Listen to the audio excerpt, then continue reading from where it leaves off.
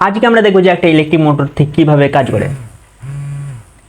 তবে এই মোটরটা দিয়ে নয়, এর জন্য লাগবে আমাদের এইরকম একটি ম্যাগনেট ও এইরকম একটি কয়েল, যেটাকে আমি ট্রান্সফর্মার মধ্যে থাকা এনামেল কপার ওয়্যার দিয়ে বানিয়েছি। এই রকম লোহার তার এবং তার কানেকশনটা করে নিই, তারপরে বলছি।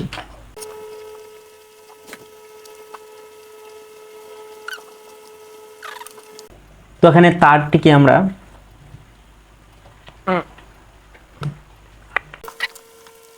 আমি এখানে এই দুটো তারকে চিপকাতে যে আর ম্যাগনেটটাকেই ফেভিকুইকের সাথে ম্যাগনেটটাকেই চিপকিয়ে ফেলেছি। এরপর এই কয়েলটিকে আমরা এখানে এইভাবে তার দুটির মাঝে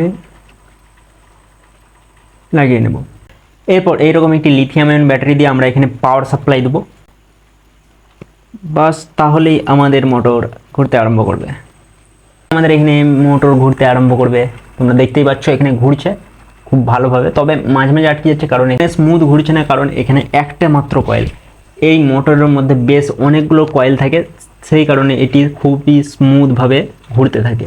ভিডিওটা তোমাদের ভালো লাগলে লাইক করবে, আর এইরকম ভিডিও আরও দেখতে হলে কমেন্ট করো।